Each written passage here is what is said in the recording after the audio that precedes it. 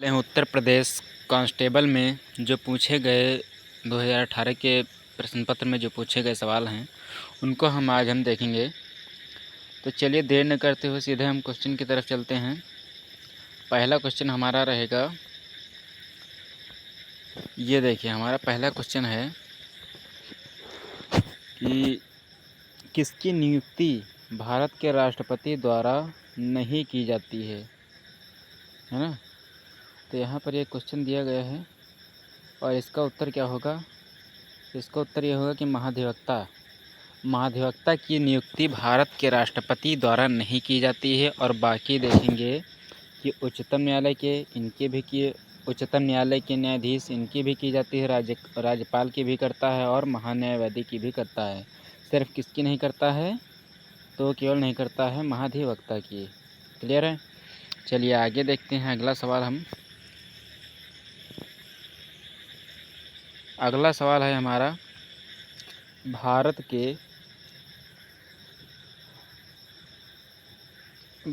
के पहले भारतीय राज्य का नाम बताइए जिसके प्रत्येक परिवार में कम से कम एक सदस्य के पास बैंक खाता है।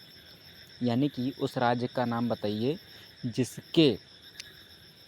राज्य में रहने वाले प्रत्येक परिवार में से जो भी सदस्य होते हैं कम से कम एक लोग के पास जो है बैंक अकाउंट है, तो वो है अपना केरल। ठीक है।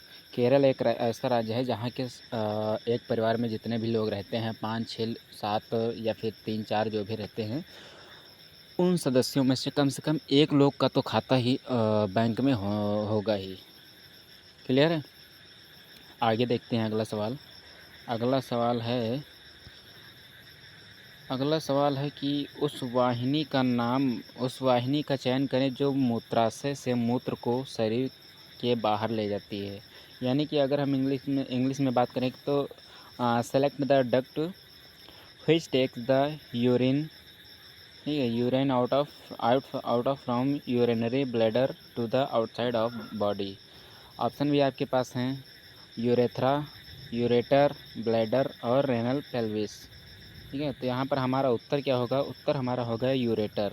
ठीक है। यहाँ पर इंग्लिश में भी देख सकते हैं आप लोग, यूरेटर आपका उत्तर सही होगा। ठीक है। अगले क्वेश्चन की ओर देखते हैं हम लोग। अगला क्वेश्चन है हमारा कि राष्ट्रीय शिक्षा दिवस प्रत्येक वर्ष किस तारीख को मनाया जाता है। तो हमारा जो है 11 नवंबर को जो है राष्ट्रीय शिक्षा दिवस मनाया जाता है। ठीक है, प्रत्येक 11 नवंबर को। चलिए आगे देखते हैं। अगला सवाल है कि संसद द्वारा 8 सितंबर 2016 को डैश संविधान संशोधन अधिनियम 2016 के तहत जीएसटी अधिनियम पारित किया गया। ये कौन सा अधिनियम था। तो ये अधिनियम था 101, यानी कि 101वां संविधान संशोधन था, जिसमें जो है जीएसटी जो अधिनियम था उसको पारित किया गया था।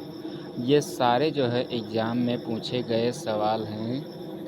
ठीक है। और ये पेपर है हमारा 2018 का यूपी पुलिस कांस्टेबल का। और हम इसी के साथ हम अगले सवाल पे चलते हैं। और अगला सवाल हमारा रहेगा कि निम्न में से कौन सा जिला उत्तर प्रदेश के बुंदेलखंड क्षेत्र से संबंधित है। तो बुंदेलखंड क्षेत्र से संबंधित कौन सा जिला है हमारा, वो है महोबा। क्लियर है। उधर ही पड़ता है हमारा हमीरपुर, महोबा, चित्रकूट, बांदा। ये सारे जो है जो मध्य प्रदेश और राजस्थान से जो टच करते हैं, ये सारा हमारा जो है बुंदेलखंड इलाका कहलाता है। ठीक है। चलिए आगे हम देखते हैं अगले सवाल की तरफ। अगला सवाल हमारा रहेगा, उत्तर प्रदेश का क्षेत्रफल देश के कुल क्षेत्रफल का कितने % है। ठीक है। तो यहाँ पर हम अगर बात करें उत्तर प्रदेश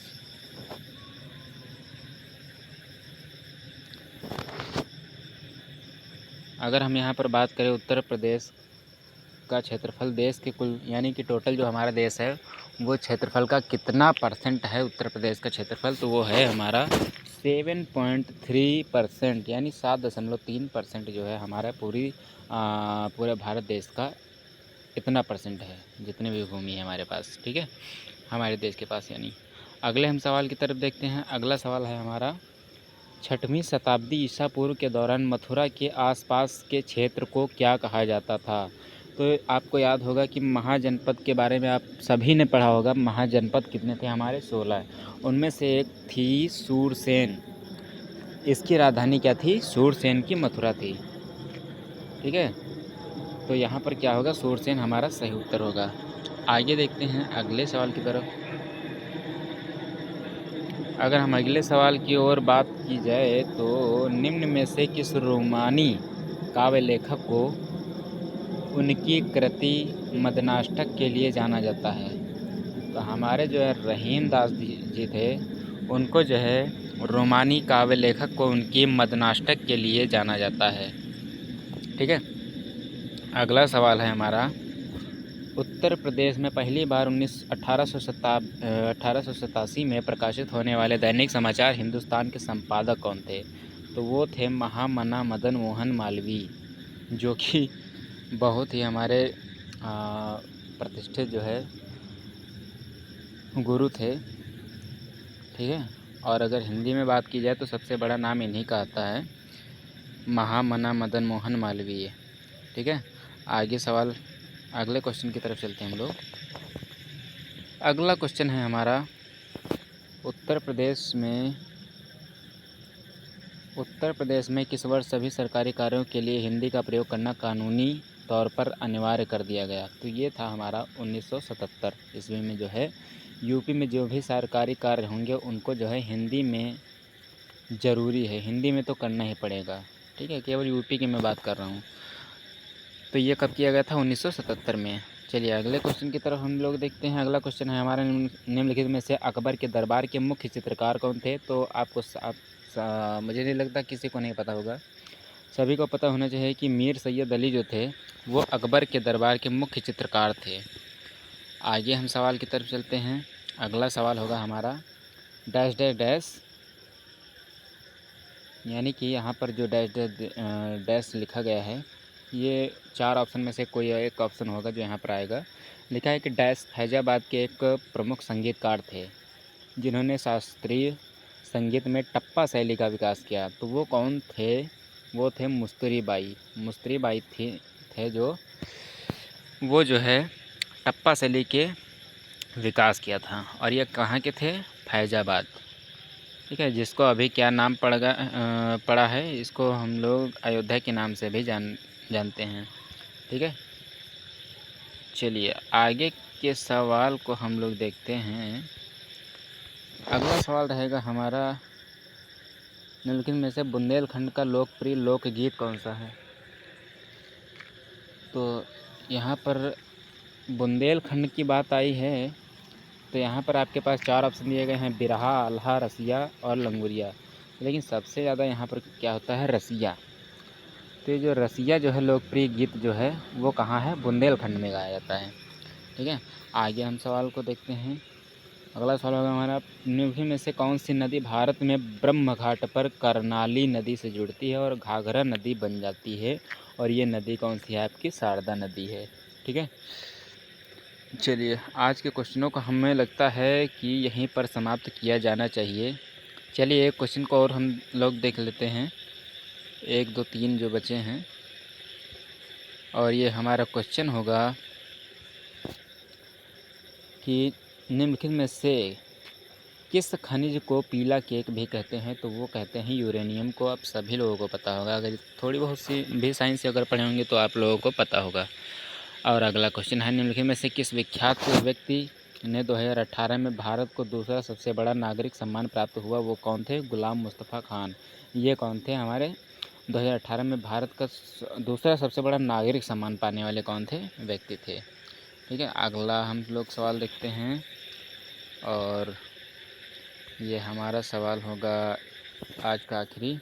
और ये सवाल क्या है, राष्ट्रीय परीक्षण एजेंसी एनटीए के पहले महानिदेशक के पद पर हाल ही में किसकी नियुक्ति की हुई है? फिलहाल तो ये मुझे लगता है कि इनको पढ़ने की ज़रूरत नहीं है, क्योंकि अभी जो एग्ज़ाम होंगे या फिर होने वाले हैं उन एग्ज़ामों में ये करंट अफेयर्स पुरानी हो चुकी है। मुझे नहीं लगता यहाँ से कुछ पूछा जाएगा। तो अभी के लिए बस आप इतना याद रखिए कि पढ़ लीजिए। बाकी जो है यहाँ से कुछ ये जो करंट अफेयर्स के क्वेश्चन हैं ये आपको मुझे नहीं लगता है कि पूछे जाएंगे। ठीक है, तो चलिए देख लेते हैं एक बार। राष्ट्रीय परीक्षण एनटीए के पहले महानिदेशक के पद पर हाल ही में किसकी नियुक्ति की गई है? तो ये कौन है हमारे विनीत जोशी। ठीक है, तो चलिए इसी क्वेश्चन के साथ हम इस वीडियो को एंड करते हैं और अगले वीडियो में हम लोग आगे के सवालों को देखेंगे। तब तक के लिए जय हिंद, वंदे